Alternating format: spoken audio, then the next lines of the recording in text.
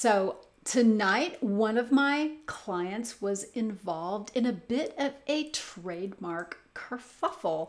I'm going to spend the next 4 minutes talking about what we can learn from this real-life case study. I'm Angela Langlotz, trademark and copyright attorney. I go live here to talk trademarks and copyrights. If you have any trademark or copyright questions, you can drop them into the comments below. I'll answer them in a future live video and tag you so that you know I responded.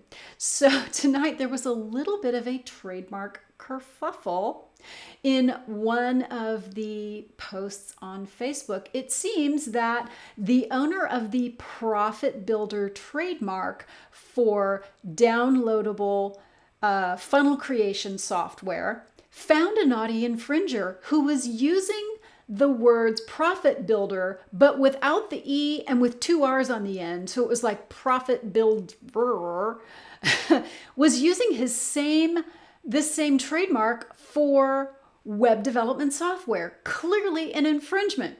So my now client confronted the naughty infringer, and the naughty infringer's reply was basically, well, I put 2 R's on the end, and your Facebook page or your website page is wpprofitbuilder.com and not profitbuilder.com. And besides, you didn't ask me to stop infringing nicely enough.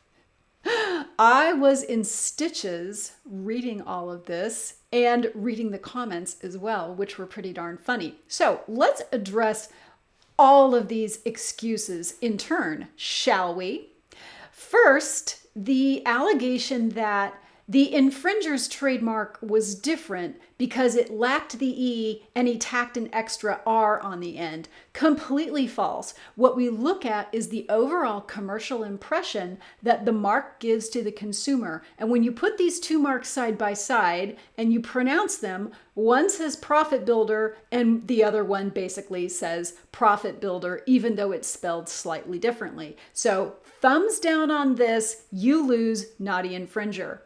The second allegation was that since my now client had a URL that was WP Profit Builder instead of Profit Builder, which he couldn't get because somebody else was squatting on the URL, that my client didn't actually have trademark rights because the URL wasn't Profit Builder.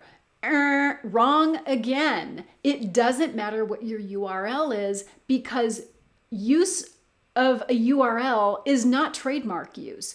My client is using and has been using the Profit Builder trademark on his sales page, his checkout page, and his download page to download the software since 2014. So he has established that he is using the trademark in commerce properly on his web pages.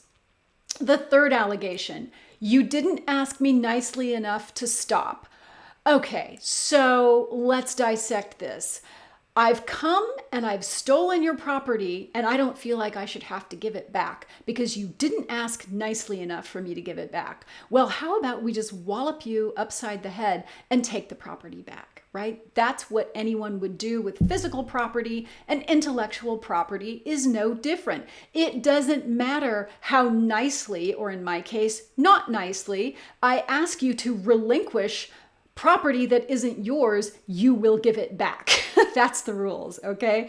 This is too funny. So what can we learn from this trademark kerfuffle? Well, lesson number 1 is that it's never too late to register your trademark. My client now has an active trademark application that will be duly reviewed and issued by the trademark office in due time. The second thing, so it's never too late to register. The second thing is, before you try to enforce your trademark, make sure that you at least have a trademark application on file with the United States Patent and Trademark Office. Why? Because often these naughty infringers, these ones who complain that you didn't ask them nicely enough to stop, a lot of times what they'll try to do when you go to enforce your trademark is they'll go look and they'll see, hey, do they have a trademark registration or an application on file? And if you don't, what they'll do is they'll file their own application, and then y'all get to fight about it. And the fighting about it part is really expensive. You can avoid this by timely filing your trademark application and getting a trademark registration to help protect your rights. What else can we learn from this? Oh, if you're going to file a trademark application, make sure that you have good counsel on your side. So I actually called this person who was having this problem, offered my services, we worked everything out, and he now has a trademark on file the same day, okay? Because I cared about him enough to proactively reach out to him and help him protect his business. And I love serving the internet marketing community, and I love my clients. And I am passionate about helping people protect the intellectual property that they have worked so hard to acquire and build.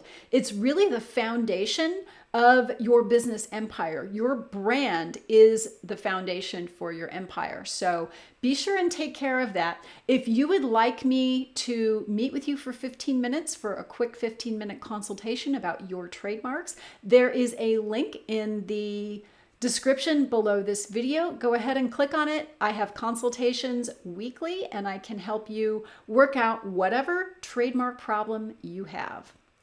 If you would like to have your trademark questions answered, drop a comment below with the question. I'll answer it on a future live video and tag you. I'm Angela Langlotz, trademark and copyright attorney. You can find me online at TrademarkDoctor.net. I have a huge YouTube channel at video.TrademarkDoctor.net/YouTube. And I'm also on Facebook at Facebook.com/TrademarkDoctor.